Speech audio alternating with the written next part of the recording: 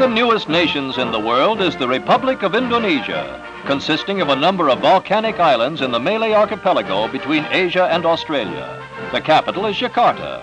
For the 73.5 million persons who live in the Republic, most of whom belong to the Malay race and are Muslims, the recent years have been marked by Dutch rule, Japanese military occupation, and the emerging of a sovereign nation, a self-styled Indonesian Republic headed by Ahmed Sukarno.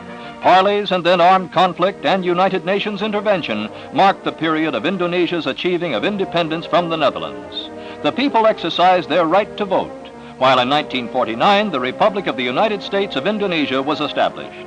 The following year, the Federation was consolidated into one state and named the Republic of Indonesia. On July 5, 1959, President Sukarno assumed almost dictatorial powers by dissolving the Constituent Assembly and reinstating the 1945 Constitution. He took the combined post of head of state and head of government to overcome economic crisis without interruption or opposition. Looking back on Indonesia's event-filled years since World War II, this was the celebration of Independence Day, marking the birth of the Republic. Your geography books will reveal amazing facts about Indonesia. The group of islands comprising the sovereign state to which President Sukarno applied his conception of a guided democracy have a total area more than twice that of Texas.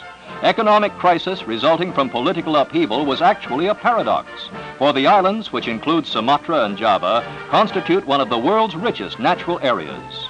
With independence, Sukarno's government took on great responsibilities, including problems of international scope, where communist groups immediately tried to take advantage of the new country's political and economic difficulties and introduce red doctrines.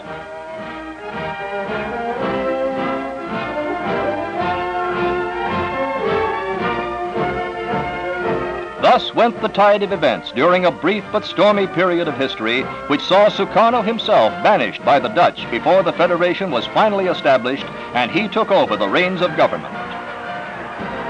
President Sukarno became familiar to Americans as a world traveler. This was his arrival in Washington in 1956, where both the Vice President and Secretary of State welcomed Indonesia's leader and his young son. This was to be a 19-day state visit, and it began with a welcome at the White House. Like many another foreign colony, Indonesia had remained a neutralist in its foreign policy. President Eisenhower greeted Sukarno as the head of a new government which had resisted pro-Soviet orientation.